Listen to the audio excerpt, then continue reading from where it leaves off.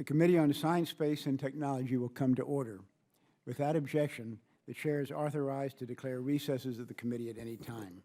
Welcome to today's hearing entitled A Review of Progress by the Department of Homeland Security Science and Technology Directorate.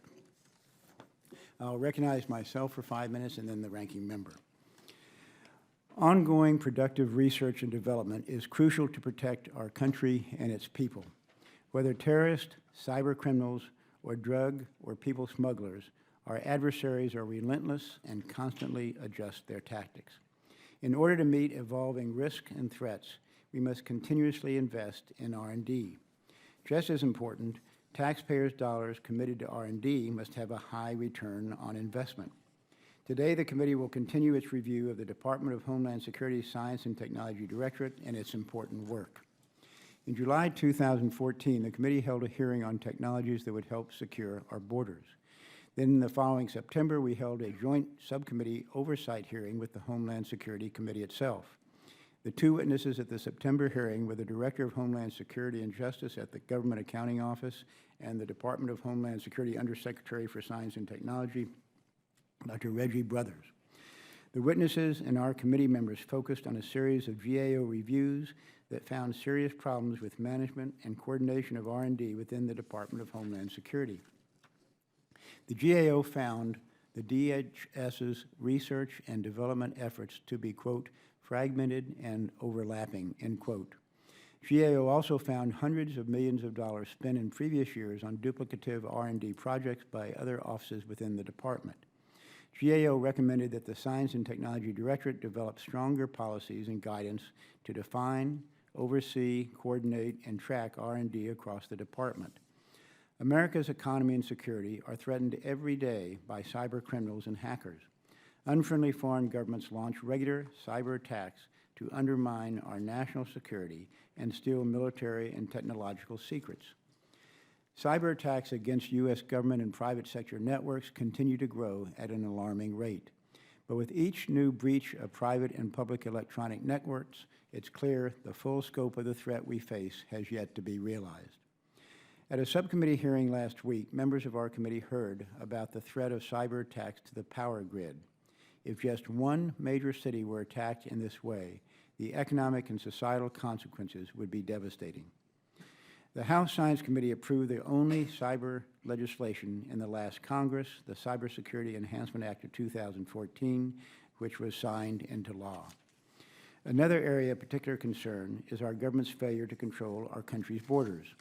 Unsecure physical and virtual borders threaten our national and economic security. A country that has lost control of its borders has lost control of its future. The magnitude of these and other homeland security challenges require constant advances to our technological capabilities. For instance, about 12 million containers arrive in the U.S. every year, which must be screened by DHS. More than 2 million passengers fly domestically every day who must be screened by the Transportation Security Administration. Nearly 100 million international air service passengers must be screened by Customs and their Border Patrol, and the annual number of land travelers to the United States who must be processed by our Border Patrol is approaching 250 million people. There are not enough agents and screeners available to do this work. Instead, we must adapt, invent, and when necessary, create better technological solutions that are smarter, faster, less expensive, and more effective. This morning, we will hear from Dr. Brothers on the progress made in the implementation of the GAO's recommendations. He also will update us on the S&T Directorate's initiatives to help DHS component agencies meet the full spectrum of threats. That concludes my opening statement, and the ranking member, Ms. Eddie Bernice Johnson, the gentlewoman from Texas, is recognized for her opening statement. Thank you very much, Mr. Chairman. I am pleased to welcome Undersecretary Brothers back to the committee. The last time you testified with us, you only had been on the job 5 months. I look forward to hearing your testimony about the changes you've implemented in the last year and your thoughts on what this committee can do in reauthorization to support your efforts in strengthening the security and resiliency of the United States through science and technology. We previously heard testimony about GAO's 2012 recommendations that DHS develop policies and guidance for defining, overseeing, coordinating, and tracking R&D activities across the department, and that S&T establish timeframes and milestones for collecting and evaluating feedback from its customers. We've also heard criticism of test and evaluation procedures, the quality of external input, relationship with operational components of DHS and other customers, and employees' morale. Under Dr. Brothers' leadership, the S&T Directorate has defined R&D, published a strategic plan, undertaken a major overhaul of S&T Advisory Committee, and developed several programs and management initiatives to strengthen the work of the S&T Directorate and make it a more effective partner for DHS. While I'm sure it was not easy, Dr. Brothers, you may look back at the development of the strategic plan as being the easy part of the job. Now you need to implement and institutionalize your vision. As you know, you are not the first undersecretary to inherit an extremely challenged S&T Directorate, nor the first to undertake major reforms in an effort to right the ship. The constant change with every new leader has surely contributed to the challenges facing the S&T Directorate, as well as to a very low employee morale. In your written testimony, you spelled out 5 priorities for your tenure as Undersecretary. I'd like to hear from you what you hope S&T would look like when it comes time to hand it over to your successor. This is meant to be a legislative hearing, so I hope that some of the discussion today will help guide our thinking about reauthorization of the S&T Directorate.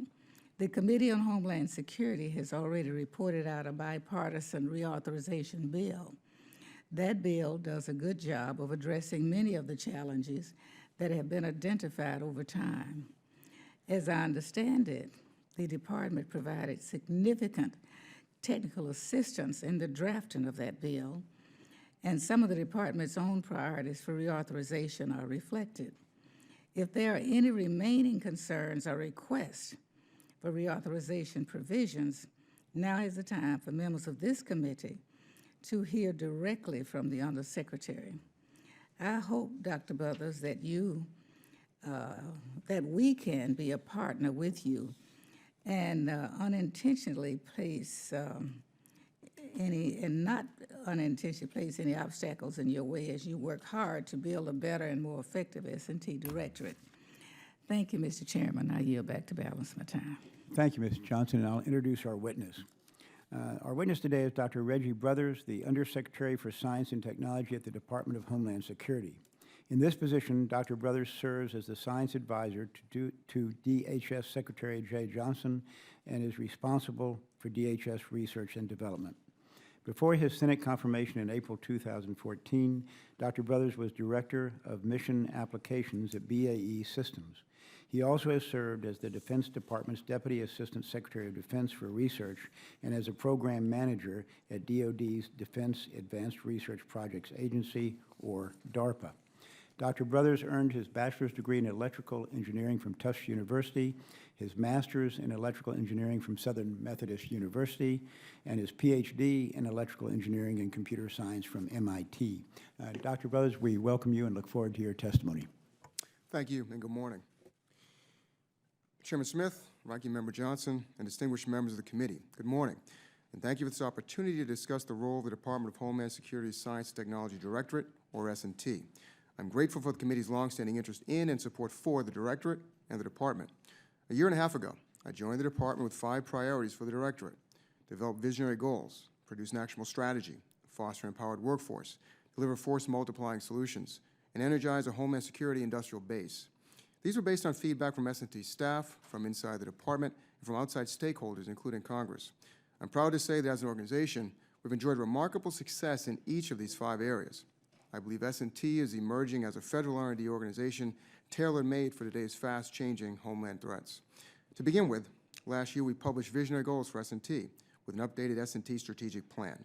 The plan includes technology roadmaps for each of our major R&D investment areas. And we don't anticipate this being once every 4 years type of product. We've already updated it once, and we're looking at an interactive, web-based capability moving forward. This is a tool not only to focus our internal energy and resources, but to engage people and industry and organizations outside S&T to ensure progress towards common homeland security goals. We reduced the overall number of programs to make room for fewer, more impactful projects and reprioritize our funding around the most pressing national, departmental, and congressional priorities. The reprioritization allowed S&T to put resources towards urgent areas of need, such as unmanned aerial systems, and to invest in ambitious new APEX projects that tackle future challenges in areas like aviation screening and border situational awareness. In reshaping our R&D portfolio, we also recognize technical requirements and core competencies in areas like data analytics or identity management that are common across numerous projects regardless of specific subject areas. As a result, to avoid reinventing the wheel with each new project, our portfolio includes a new category of projects called engines that help us realize efficiencies compared to previous S&T approaches. These projects represent a novel approach in S&T and are a benefit of the diverse, broad-ranging expertise within the Directorate.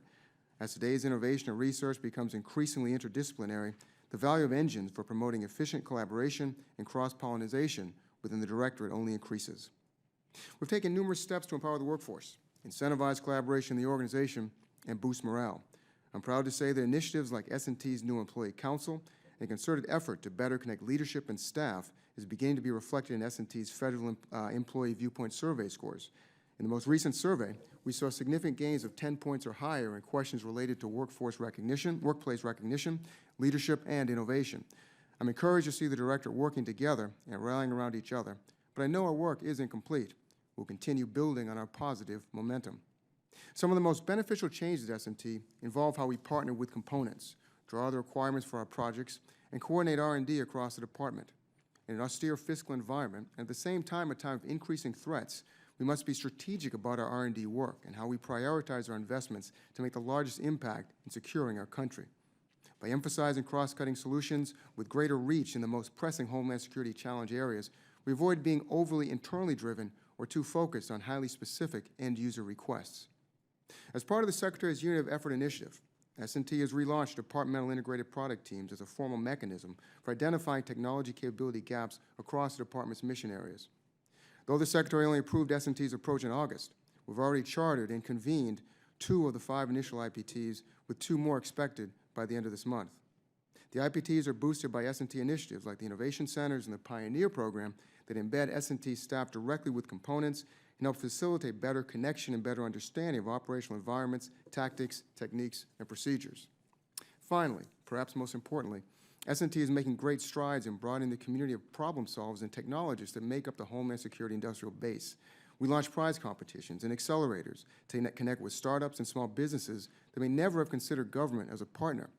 Our pilot effort for Homeland Security-focused accelerators was particularly successful in demonstrating not only startup community interest in participating, but also our ability to successfully spur products and companies that attract private investment and simultaneously meet the needs of Homeland Security operators.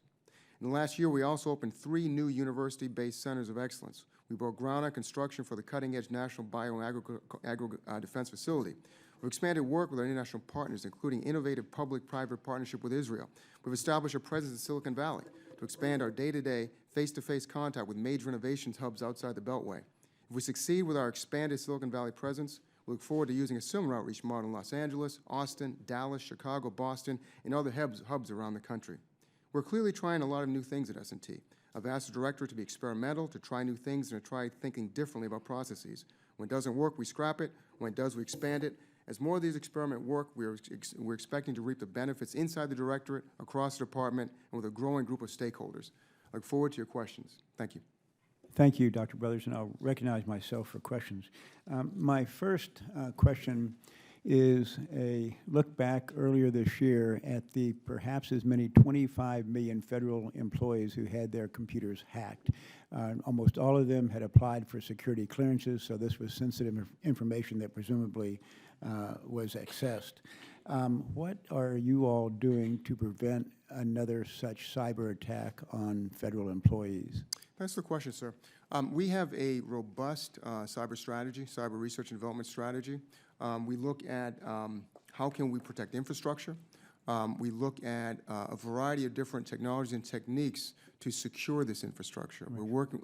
What tangible steps, though, have you all taken to try to prevent this from occurring again? Not just strategies, but what have you actually implemented? Understand, sir. So I can go back to, so right now, right now we're working with MPPD, we're working with the Secret Service, we're working with the stakeholders to actually understand their systems, to understand where we can actually make some improvements. So I can say based on, we have some cyber technologies, some enhancements that I can talk about that we've done in the past. Regarding your current question, I can look to the types of things we're doing. We are doing research in cybersecurity research for the infrastructure. We're looking at software assurance. For example, when software designers develop software, we developed a research capability so they can they're able to actually determine whether or not their software is valid or not, whether it has coding problems. Is it fair to summarize what you're saying by noting that you're still studying the problem as opposed to having taken any specific preventative measures? So we have continuously, since 2003 or so, been working in this cyberspace. And we have had a number of successes over the time. We've had something like 35 successful transitions of cyber technology into industry and into our stakeholders. Okay. The particular problems that you're talking about now, working with the .gov domain, we have been working, but we are now working to develop an enhanced strategy given some of the newer technologies. Well, it does sound like you haven't taken any specific tangible steps. When you do, would you let us know? And Absolutely. I hope it's sooner rather than later. It seems like by now there would have been some tangible steps taken. I think I'll be glad to come back with a classified briefing on the work we're doing, some of the work we're doing in cyber. That's a fair response. Thank you. Okay. Next question is this, and this is something that I've been thinking about for a long time, and I think I'm grateful that it hasn't occurred yet. But what specifically is Homeland Security doing to prevent, say, a terrorist, would-be terrorist from flying a small drone over a packed stadium of 60,000 people perhaps watching a pro football game and having this drone release anthrax and killing most of the people who are present? What are we doing to prevent that kind of a physical attack? So your first two questions have involved technology that, as you know, is rapidly changing. So the threats are changing with respect to cyber, with respect to the small drones, and the technology capabilities are changing rapidly as well. In order to address those, we are doing a lot to understand what the capabilities are, what the potential threats are. We have taken the lead in the interagency to look at the whole of community response because there are a number of interrelated issues here with the drone problem. One is how does the community actually respond? How do first responders respond actually? The other issue is what technologies can we use to effectively detect, track, classify. And I assume DHS is working with the FAA on various rules that would govern the flights of. We are absolutely working with the FAA. Okay. We've had briefings with the entire Department of Transportation. The Secretary has convened a meeting of stakeholders across the government to discuss this issue. I think it's safe to say that we have already done a data call across the interagency to look at what capabilities not only do we have, but Department of Defense and others have to mitigate this threat.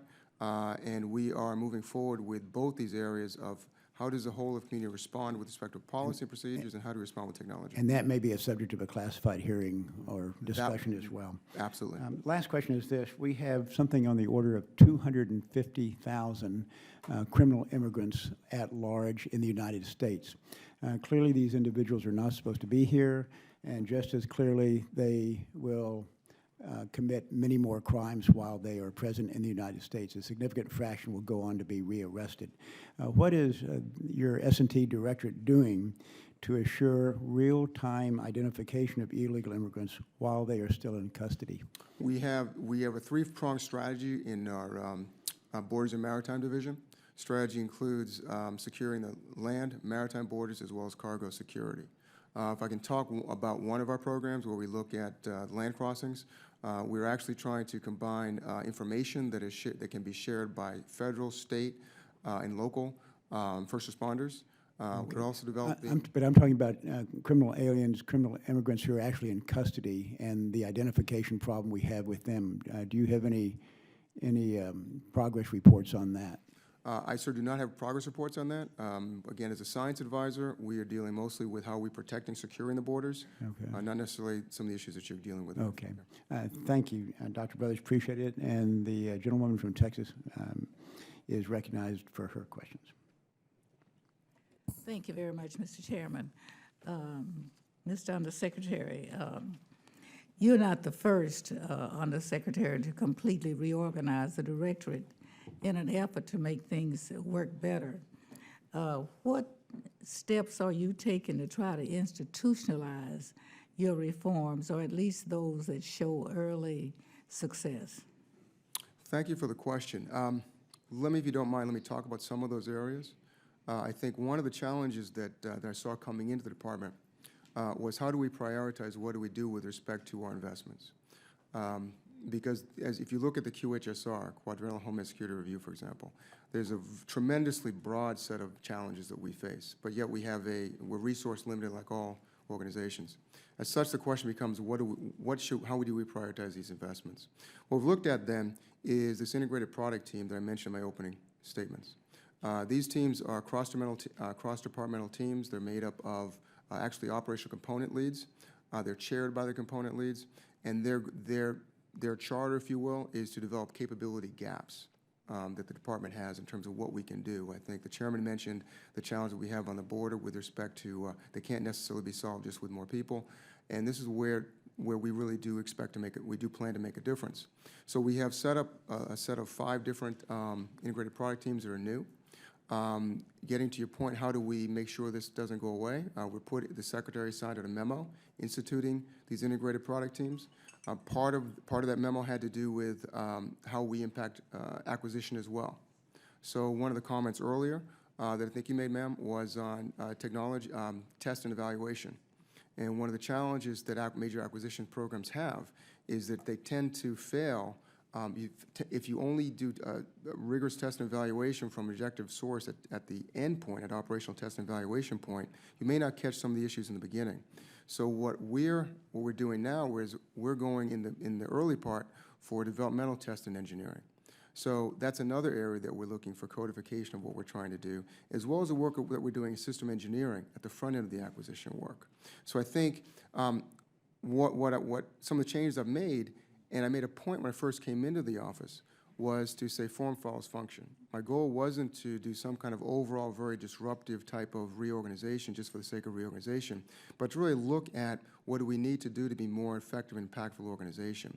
And I think the ability to reprioritize, but the ability to properly prioritize, the ability to track R&D, because as you may know, the Secretary has also signed out a list of R&D criteria. So how do we actually determine what R&D is within the department in terms of what our investments are? That will help us, getting to your point about the GAO report, that will help us actually define what R&D spends across the department. Then using the IPT process, we're able to prioritize what kind of research and development we're doing. The Homeland Security Science and Technology Advisory Committee, or HASTAC, has some concerns of feeling underutilized. Have you attempted to include them? Again, thank you for the question. Yes, we have. So what I've done, taking the model from the size of the Defense Science Board, quite frankly, has been try to reinvigorate the committee. I realized that our problems aren't just only science and technical based in the department, the Directorate. What we really need is strategy and management help as well. So what I've asked for is to increase the number of members of that Science and Technology Board so part of that board, half the board roughly, will be science technologists. The other half roughly will be folks from management and strategic and strategy communities. The sense is, my goal is to have a diverse set of thought leaders to help us in all these areas that we face across the Directorate. Thank you. Thank you very much, Mr. Chairman. Thank you, Ms. Johnson. The gentleman from Illinois, Mr. Holcomb, is recognized for his question. Thank you, Mr. Chairman. Thank you, Dr. Brothers. Good to see you again. Appreciate your work and glad you're here with us today. Thank you. I can say that we all do appreciate the opportunity to be able to hear about ways that we can help the Department of Homeland Security better align its science and technology directorates certainly to better serve our dedicated Homeland Security professionals, but ultimately to keep our constituents safe. I see technology as a force multiplier that can keep our Homeland Security professionals safe by avoiding unnecessary danger, while also giving them a reach that, if we do our job, is unmatched by our adversaries. I also applaud your goals of energizing a Homeland Security industrial base and producing an actionable strategy based on visionary goals. Last time you were here before us, I asked you a number of questions on our technology transfer capabilities and the disconnect that sometimes exists between our end users and those who are charged with developing new technologies.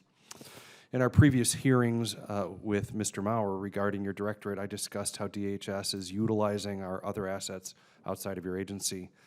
Today, I'd like to ask some questions about how DHS is best utilizing and perhaps investing in the numerous federal research assets we have available to meet your goals. To me, this is really about deriving a maximum efficiency from our taxpayer dollars.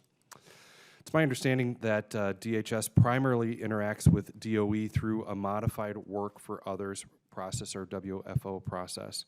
Is this still a satisfactory process, and are there other forms of agreements such as the Cooperative Research and Development Agreement, or CRADAs, or agreements to commercialize technology, ACTs, which may better serve your agency while energizing your industrial base? I think that we have a very strong relationship with the DOE laboratories. I think that because of the way the relationship between us is structured, I think we're able to leverage that relationship effectively and efficiently. You brought up other issues, including how do we reach out to industry, and you brought up CRADAs. I think CRADAs is a way that we can talk to our industrial partners effectively. I think OTA, Other Transaction Authority, is also an effective way that we can actually deal with our industrial partners in this as well. So you think there are some opportunities to use some of these other forms, and that just sticking with the work for others, modified work for others process maybe isn't sufficient, that there needs to be some other things as well? I think that we have a number of potential vehicles at our disposal. I think a challenge is determining where they're best used and using them as such. I think sometimes we don't necessarily use all of them as effectively as we could, and I've been pushing to do that. Like I mentioned, the OTAs, as well as the Prize Challenge Authority. Let me move on. In your written testimony, you highlighted your need to screen cargo with a minimal impact to the pace of travel and speed of commerce. Wondered how familiar your agency is with the capabilities at the DOE National Labs. In particular, DHS works extensively with a few of the larger multi-purpose labs, but is it familiar with the equally important and unique capabilities that reside at single-purpose labs? One I have special interest in is Fermilab, which is a leader in accelerator technologies that I believe could be applied for these cargo screening missions. How familiar is the lab with these unique and individually focused labs? So I can't speak to all of our leadership. I do know that we have many visits to all the laboratories. I know that in our transportation security laboratory, for example, that we are demonstrating prototypes of screening technology from the DOE laboratories. So we make a point of actually going to laboratories, understanding what they have. For example, our director of HSRP is taking a tour through DOE laboratories. This is important, because one of the major things that we can do as an organization is to understand what the state of art is across what I like to call the S&T ecosystem. That ecosystem is our laboratories, our industry, et cetera. And so that is a charge that I've given to our leadership, and it's taken very seriously and very passionately. And I would hope you would look again at these unique labs. As I mentioned, Fermilab, I think there could be some real synergy there that would make some sense. Wondered, would DHS be willing to invest in infrastructure at the national labs, whether lab space or specialized equipment, to advance the Homeland Security mission? DOE or other national labs cannot always afford to maintain the types of capabilities needed for a broad variety of national security missions. I think we are always interested and determined to give the best technical solutions to our stakeholders. And we do what is needed to make that happen, whether it's investing in grants for universities or contracts for laboratories, what have you. Yeah, I do think the labs are a perfect spot. I talk about the ecosystem of science as well, but it might take some investment, certainly on the infrastructure side of things, but I think the payoff could be huge, again, for those that we are called most to serve. Sure. My time has expired. I yield back, Chairman. Thank you. Thank you, Mr. Holmgren. The gentleman from Virginia, Mr. Byers, recognized for his question. Thank you, Mr. Chairman. And Dr. Brothers, thank you for being with us. Thank you. I've always felt that one of the most important jobs of the leader is to create a culture where workers are happy, motivated, filled with passion for the mission. And yet poor Homeland Security tends to rank last in the federal employee viewpoint. Yeah. But you've taken steps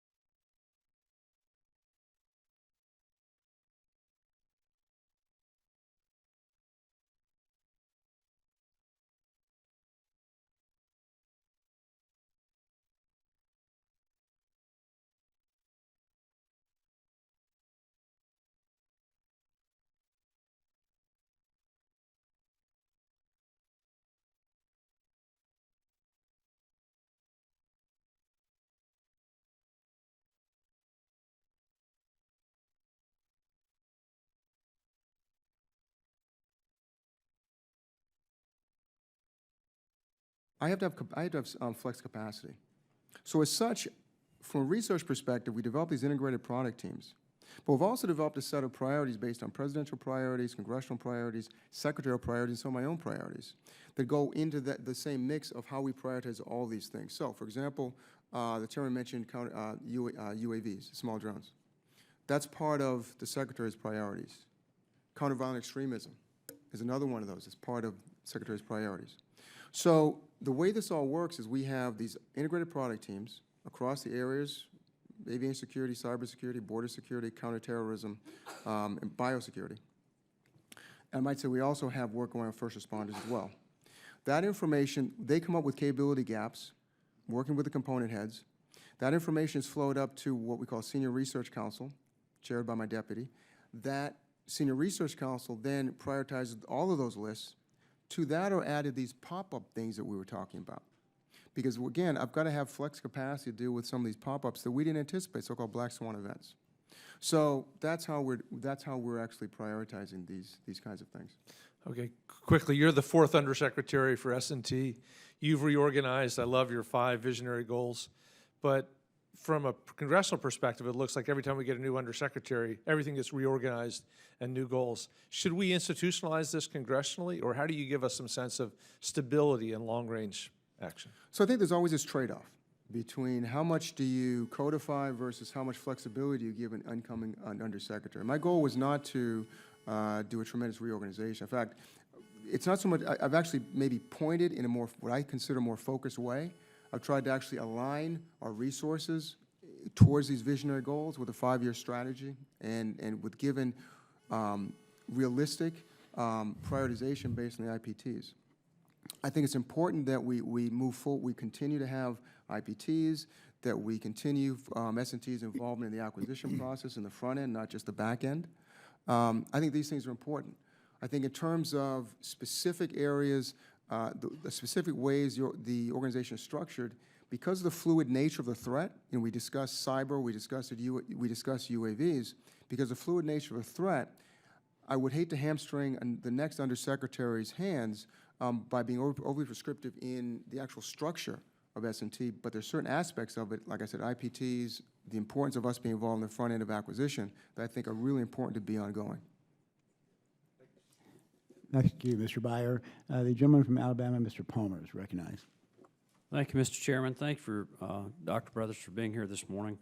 I want to ask you about an audit from the Office of Inspector General regarding a contract with NVS dealing with technology that the chairman mentioned in regard to a biothreat. Mm-hmm.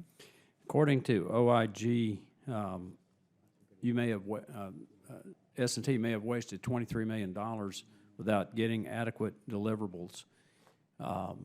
One of the things that the OIG report found was that you had a lot of employee turnover in the program management.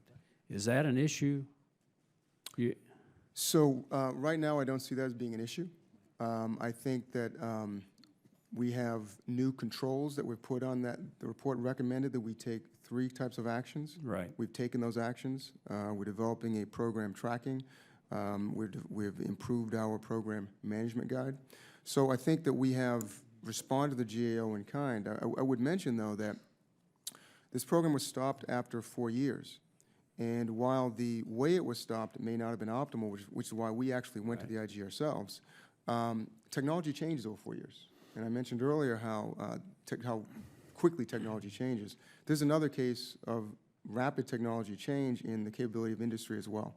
And I think in your response to OIG, you said that there's still a need for this technology. Is that being pursued through other contracts? Quite honestly, because it's ongoing litigation, I can't get into a lot of details of this right now. Okay. I have a couple other questions, too, for you, Dr. Brothers. The President's budget requests a substantial cut to S&T Directorate's budget compared to fiscal year 2015. How do you account for this? I'm sorry, could you repeat the question, please? The President's budget requests a substantial cut to the S&T Directorate budget compared to fiscal year 2015. And I'm just asking, how do you respond to that reduction? Well, we support the President's budget. I think this is something that we have to deal with within our capabilities. This gets back to how we prioritize the type of investments we have, and why we can't respond to all threats across the entire domain of impact versus probability of occurrence. And then my last question is, in a 2012 report by the GAO recommended that S&T develop policies and guidance for reporting R&D activities across the department, noting that DHS didn't even know the total amount being spent on R&D at DHS. Has science and technology developed these policies? So yes, and so that's what I was mentioning earlier, that part of the problem we had when that report came out was there wasn't a definition of R&D. So when folks were reporting their R&D, they didn't necessarily have the same guidelines for what R&D was.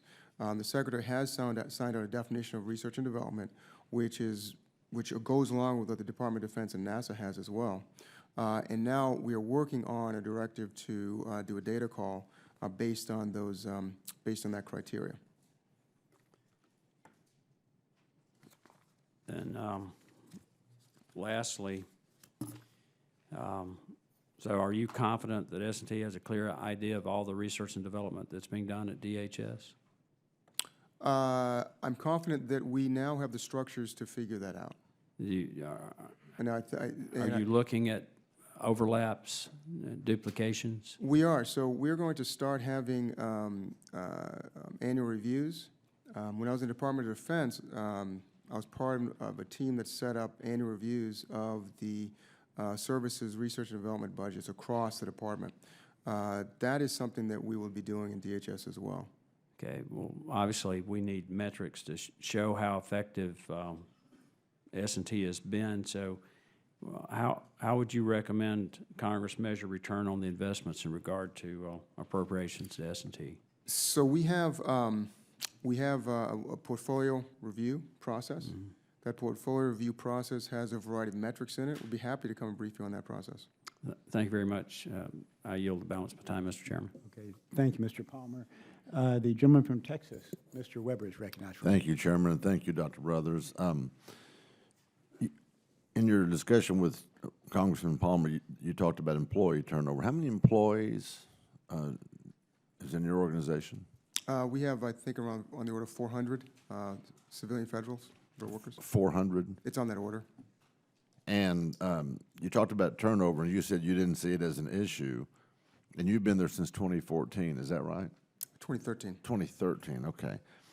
What was the rate of turnover before you got there? Are you able to look at those two comparison numbers? I can. I don't have the numbers off the top of my head. I'll be glad to get them back to you, though. Okay. So have you taken a look at what they were historically before you got there, and then when you got there, and compared those to other agencies? I don't have I don't have those numbers. I do know that since I've been there, the turnover has dropped. We can get you those numbers, though. Either that's a good thing, or you've made it a lot easier on them. I'm not sure.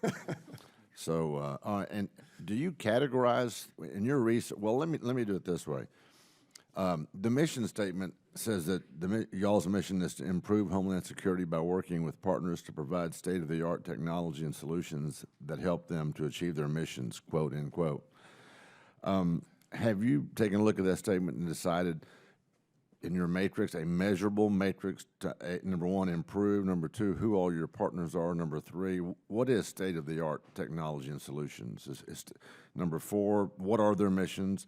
And number five, what it doesn't say is, do you have a way to measure your success in those four areas? So I think from my time in industry, from my time in Department of Defense and here, there's always a challenge for research and development to quantify return on investment.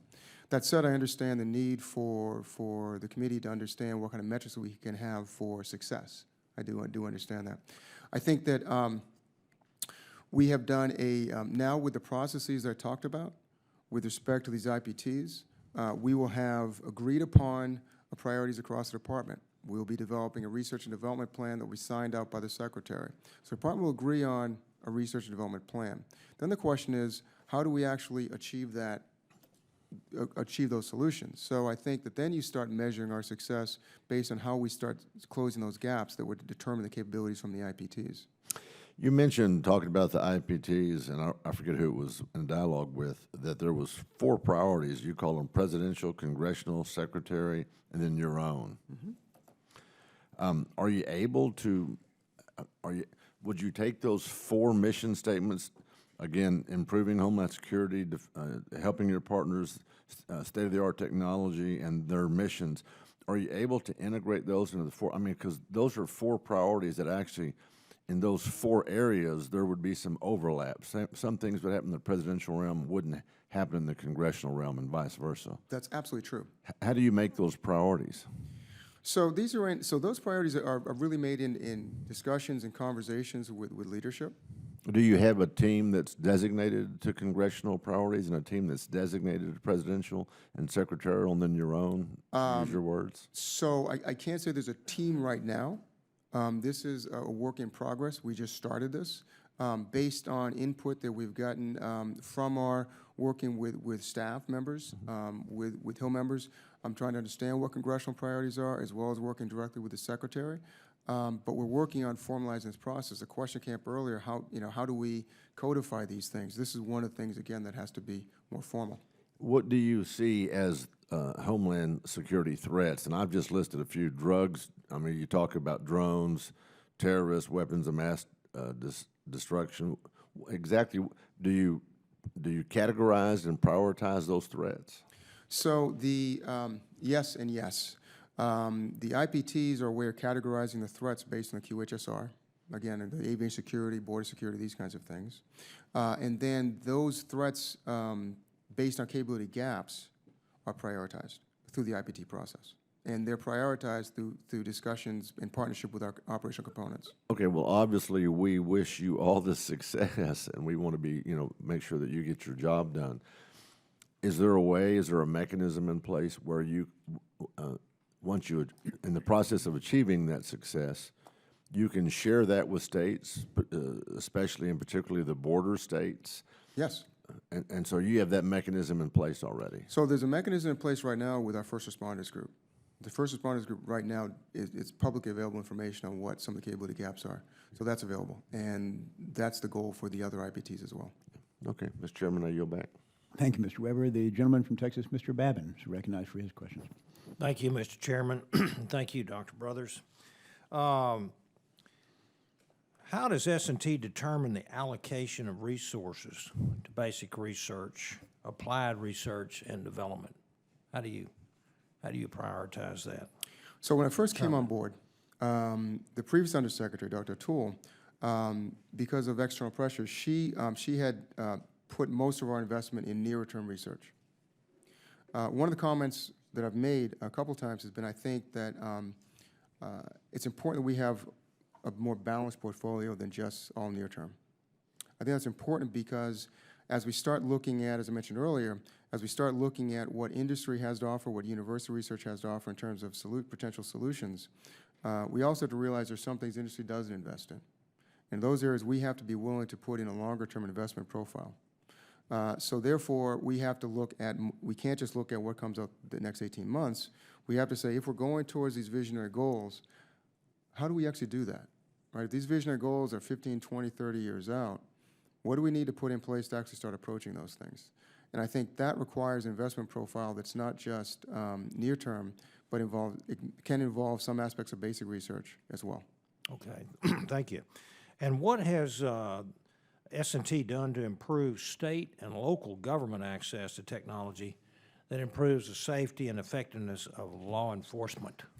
Sure. So I think we have a SAVER program with our first responders group, which Say SAVER? It's called SAVER program, which frankly is, it starts to compare and contrast different technologies for first responders. We have another group that looks at capability gaps for first responders. So I think, and this is all shared with state and locals. Okay. Let's see. A July 31st, 2014 GAO report entitled Continued Actions Needed to Strengthen Oversight and Coordination of Research and Development states that DHS had not yet determined the most effective path to guide R&D across the department.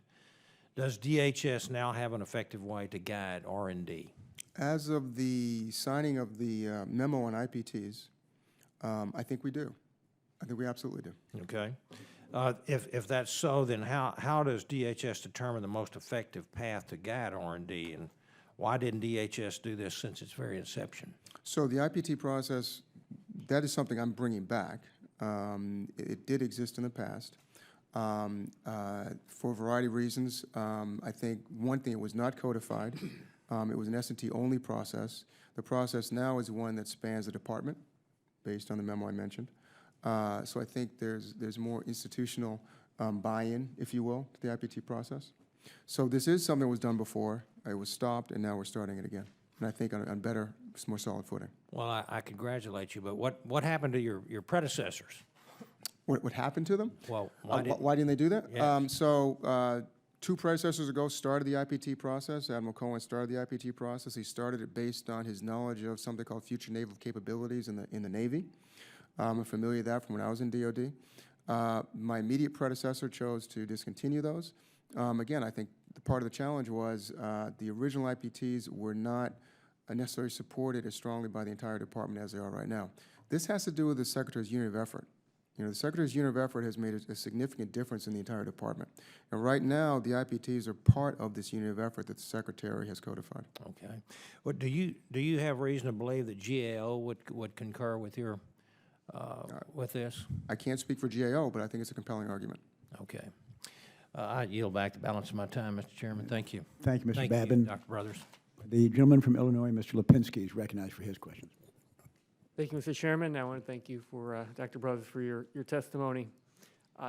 You stated in your testimony that you're using centers of excellence to plug into the research community, especially on urgent issues such as countering unmanned aerial systems and violent extremism. I understand that S&T currently has 8 centers of excellence and set up 3 more last year. One of these new centers is the Center for Borders, Trade, and Immigration. There's also a border security integrated product team. So I want to ask, how do you ensure that the research being done at the Centers of Excellence is integrated with the overall R&D priorities of the Directorate, and that findings from the university partners make their way past the basic research phase to the development and testing work? Thank you. Having done university work myself, having sponsored university work both from industry and from Department of Defense, I can tell you that I was really amazed at how different the S&T is doing university-funded research, sponsored research. We're actually coming in the front end. So a lot of grants that go to universities are just that, they're grants. They don't necessarily have a research plan that's defined outright. Our team in the Office of University Programs does an excellent job of developing a research program before the work actually begins. And that research plan, quite frankly, involves the components. I spoke at one of the starting points for one of the Centers of Excellence. And I really had to remark at the engagement of the components of the science engineers at S&T in developing an effective and a relevant research plan for these universities. So my goal of aligning the research of the University Centers of Excellence with those of the IPTs, with those of the priorities, I think is a reality based on the way these programs are structured. Thank you. I also wanted to move on and talk a little bit about the partnerships with the private sector. In your written testimony, you state that the new Collaborative Innovation Experiments Program helps S&T reach out to non-traditional performers. Who's your target audience, and how are they an asset to the R&D program? Sure. So coming on board from DOD, I was very familiar with the DIB, the Defense Industrial Base, large companies, the Lockheeds, the General Dynamics, BAEs, et cetera. One of my concerns coming in, though, was what companies are going to provide the equivalent Homeland Security industrial base to S&T. We're different than DOD. A lot of what we buy is off the shelf, and as such, we have to strategically shape our shelf. To strategically shape our shelf, we have to be able to have visibility, have influence and impact on all of the creative individuals in the country and internationally as well. So a lot of what we've been doing recently is reaching out to strategically shape their shelf. It's been reaching out to the companies in Silicon Valley, in Dallas, in Austin, in Chicago, in LA, et cetera, as a way to increase the creative minds that are tackling our problems. And I was out in Silicon Valley, and I started asking some of the investment professionals, the venture capitalists out there, you know, what would really get the creative people out here involved in solving our problems? And their answer was very simple. So look, we've got a lot of smart people here. A lot of smart people. And they're interested in solving hard problems that make a difference. Hard problems that make a difference. And I think that as an organization, as a department, Homeland Security has an incredibly compelling mission. And what you find when you talk to these folks, these new companies, potential entrepreneurs, they get really excited about solving these problems. They just haven't necessarily known about them in the past. So what we've done then is we've had a coordinated outreach. And very proud to say that last year, we had an idea. The idea was, could we, in this whole sense of strategically shaping the shelf, could we indeed develop accelerators? Just a simple question, right? Can we actually develop business accelerators in our field, in the field of solving Homeland Security problems that also represent effective businesses? So we tried that. And there were 3 fundamental questions we needed to answer. One question was, does anyone care? Will we get responses from the solicitation to have accelerators? The second question was, if anybody cares, will there be good answers? Will we get relevant, effective solutions? Third question was, are these viable businesses? Last September, so this was over a year, a little over a year, actually about a year ago. Then September, after we'd done this, we had 150 companies or so actually apply. So the first question was affirmative. There are a lot of creative professionals out there who are interested in solving our problems. Coming through this accelerator program, one of the accelerators was based in Dallas, one was based in Chicago. We had 18 companies. These companies had excellent solutions that not only had applicability to first responders, because our accelerators are based on first responder technologies concern, and if I can segue, it was really concerned with giving first responders situational awareness. Where am I? Where am my team? These kinds of things.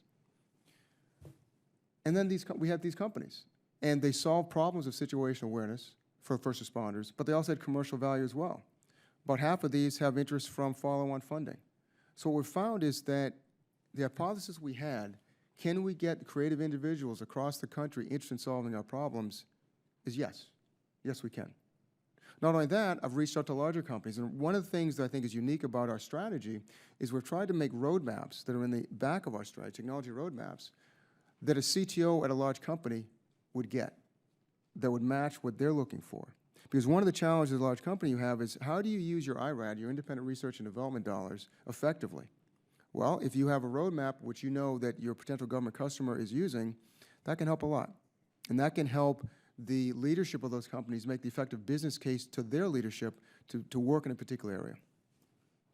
Thank you, and I want to, I know I'm out of time, I just want to say I just started with Mr. Hoagland, a prize caucus here, and I want to ask you, following up about the Directorate's plans to use prize authority, but thank you, I yield back. Thank you. Thank you, Mr. Lipinski. The gentleman from Georgia, Mr. Loudermilk, is recognized. Thank you, Mr. Chairman. Thank you, Dr. Brothers, for being here. What you're doing is very broad, and I applaud the efforts that you've taken. So to kind of get you prepared for the direction I want to go in, I want to talk about transportation security and then port security as well. Sure. I applaud you at the screening at speed. Those of us who travel often really appreciate that. But at the same time, I have some grave concerns. As you know, the DHSIG released a report a few months ago where they failed 95% of the time of inspectors getting banned items through TSA checkpoints. And also within the last few months, I personally know of 3 individuals who inadvertently made it through screening points with scissors, a flathead screwdriver, and one who is actually in his check bags had live rounds loaded in a magazine that were not detected. Through researching some of where we are and where I'm getting is, I would like your input as to where is that balance and where are we going in this, because that concerns me greatly. I'm also on the Homeland Security Committee. I've been on the Foreign Fighter Task Force, and so yes, we definitely appreciate the speed of life going through security checkpoint. But to balance that with security, we weigh heavily on the technology aspect. And I do know in my research that we were close to having a new set of standards for next generation screening technologies, but that was put on hold recently to go back to the drawing board. I do know, and I've visited some new technologies out there that use high energy X-ray to give not only a 3-dimensional, but a 4-dimensional view of what's in a bag, using basically medical technology such as biopsies to be able to tell the contents or the material, what is likely in the material that's in the bag. Can you tell me where are we in advancing to actually field the new generation of scanning technologies, and and also maybe opine, have we gone too far on the speed and efficiency and we've given up on some of the security? So let me go back, thank you. So let me go back to the vision. I think the vision, while it talks about screening the speed of light, there's always, as you know, this trade-off between security and the speed of commerce. I don't think in any means did that vision mean that we're not trying to improve security. I think what it means is you need to look at the airports, ports of entry holistically. So right now, you may look at just the screening equipment. What are other aspects of the process of from ticketing on out that you can actually impact to improve security? I think with respect to the particular technologies, we're looking at different technologies, different phenomenologies as a way of screening for a variety of threat materials, if you will. We have a transportation security laboratory in New Jersey that works with TSA to test these types of technologies.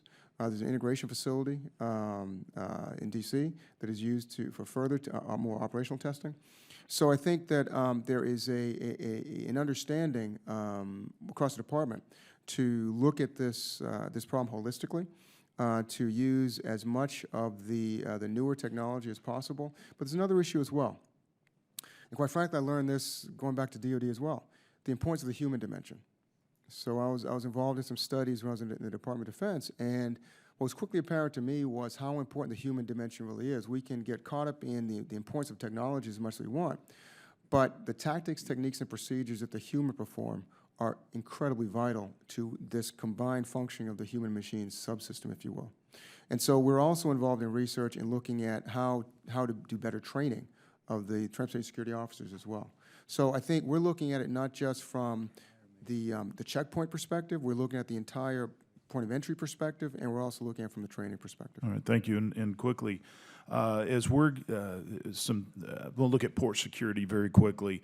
I perceive we're going to have some challenges with potential of the TPP coming through, as well as lifting sanctions on Iran. How are we going to ensure that cargo coming into the U.S. is safe, especially that may be coming from a nation that is sworn to the destruction of the United States, but also opening up free trade, which I'm all in favor of, but also knowing that we have a responsibility to ensure that what is coming into the nation is safe, is secure, it's legal, and it doesn't bring harm to the United States.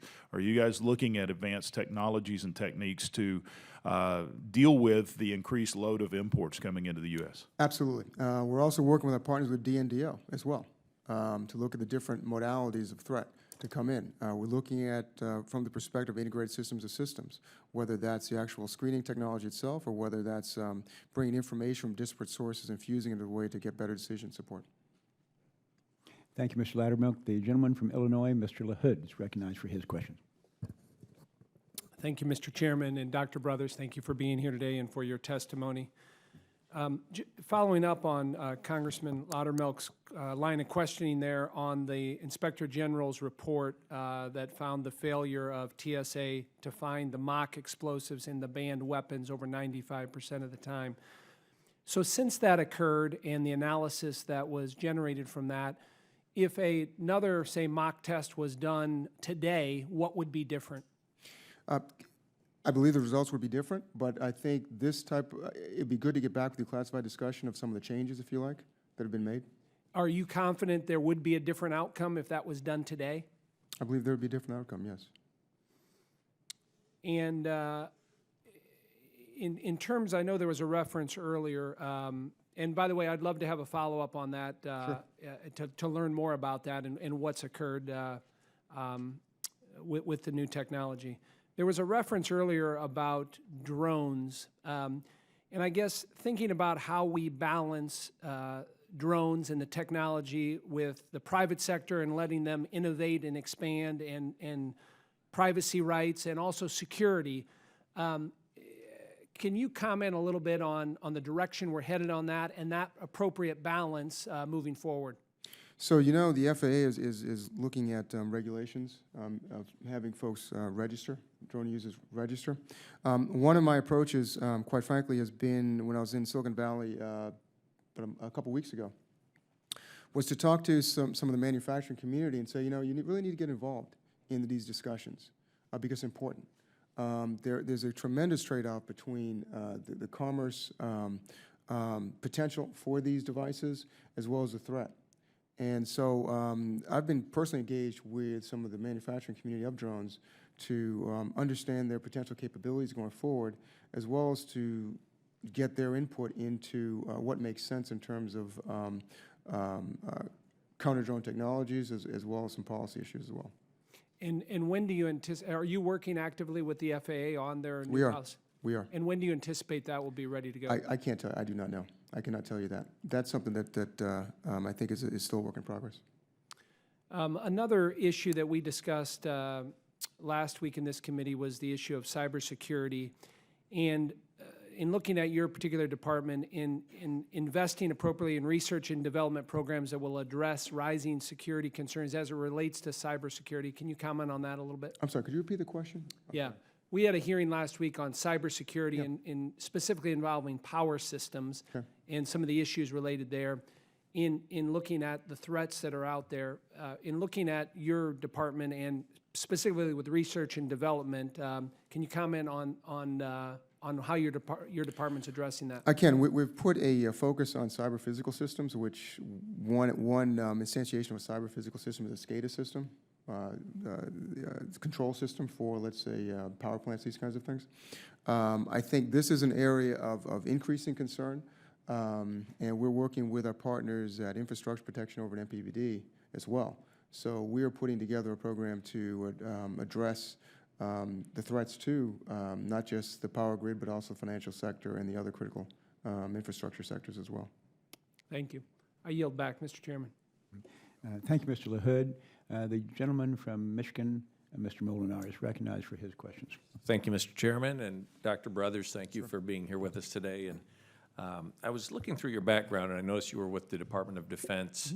And I wondered if you could tell me, with the research and the work that you're doing now versus the research that's done at the Department of Defense, what are the similarities and differences between Homeland Security, Science and Technology, and Department of Defense?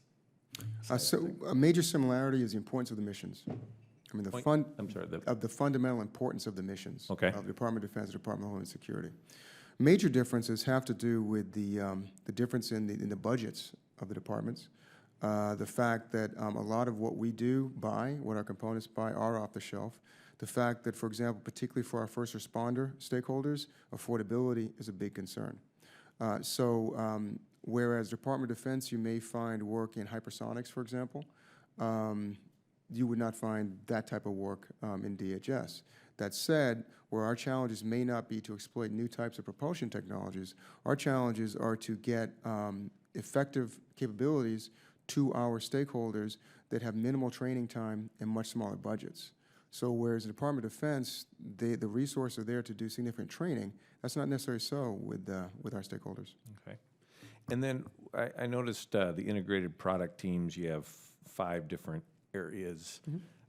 Is that too many? I mean, it seems like a pretty, I mean, they're all very complicated, challenging areas. Are there 1 or 2 that you prioritize over the other ones?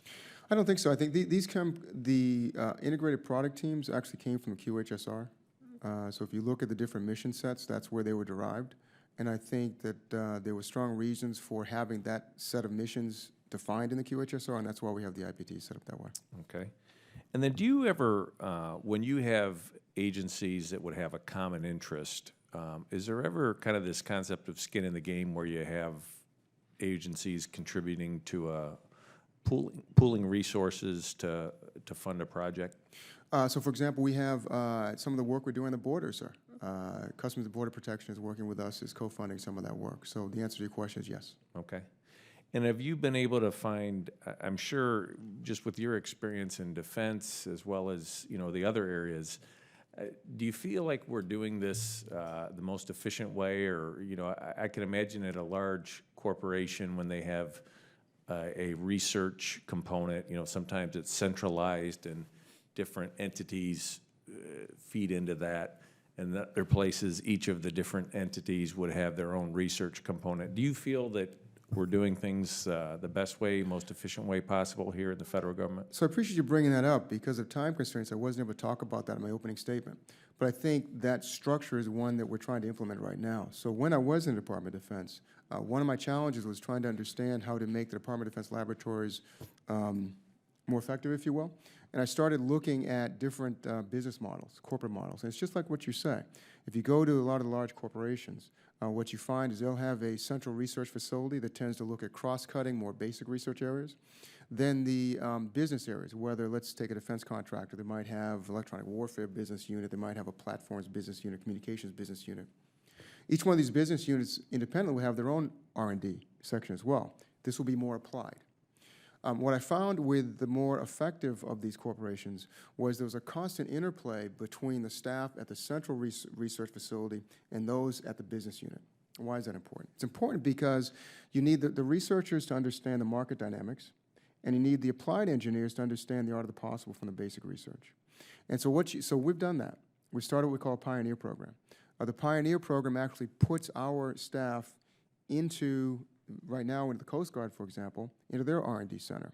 We've also put our staff on the borders to understand how the border operators operate. So I think, getting to your point, a more efficient operation is that type of model, and that's something we're trying to do right now. We've already had a number of different these Pioneer events. We're setting up work with the Coast Guard to collaborate on research right within the Coast Guard. So I think that is an effective model. Okay. Thank you very much. Thank you. Mr. Chairman, I yield back. Thank you, Mr. Molinaro. The gentleman from Louisiana, Mr. Abrahams, recognized. Thank you, Mr. Chairman, and thank you, Dr. Brothers, for being here. Let me pony a little bit on Mr. Molinar's first question, because we are actively in budget talks even as we speak today, and hopefully being good stewards of the people's money. What is S&T doing to ensure that DHS is not duplicating other research in other federal agencies? And how, the second part of that question, how do you guys prioritize your research? Okay, so the first part of the question, Okay. right now, one of the Secretary's unit of effort initiative, we're involved in the Joint Requirements Council. The Joint Requirements Council really does the vetting of acquisition programs and these kinds of things, developing requirements, et cetera. We're part of that process. And as being part of that process, we're able to give our input into the art of the possible, into what technology is out there.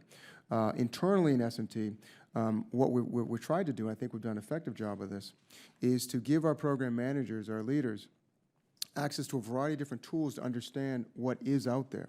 So centers of excellence were mentioned earlier, so access to university programs. Laboratories were mentioned earlier as well. There are laboratories. There's industry as well. Do y'all guys share any computer programs that would actually send an alert if you're doing research on the same topic? I can't, so what we do have is the ability to influence the acquisition through the process of the Joint Requirements Council. I can't say we have a computer program that generates alerts on everyone's desk, but we have effective input into the acquisition review board information. Okay. And the second part, the prioritization of the research. The prioritization of the research is now being done based on the Secretary's direction through this integrated product team structure. And this is where we have components who collectively evaluate what capability gaps there are. We then base our research on what those gaps, what gaps come out of that process. And I'm assuming you guys have regular meetings that you look at this research and say, well, this one needs to go to the top, and this one can be correct. So we have so we have portfolio reviews as well. Okay. So once we have defined what direction we'll take in terms of our prioritization of our investments, we then do an annual review on these investments. And what is the S&T's role in the DHS acquisitions? So we have authority to do operational tests, to oversee operational tests and evaluation, and we're now getting involved in the system engineering up front for acquisition programs, as well as developmental testing engineering as well. Okay. So it's the testing and engineering up front, back end, and system engineering up front. Okay. Thank you, Mr. Chairman. I yield back. Thank you. Thank you, Mr. Abraham. We have no other members who are here to ask questions, but we had a nice full contingent today. So, Dr. Brothers, thank you for appearing. Thank you for the information. And to follow up on a couple of things that you said earlier, we'll look forward to a classified briefing at some point to address some of the issues that were brought up earlier. But appreciate what you're doing at the Department of Homeland Security, and we'll be in touch. Thank you very much. Thank you.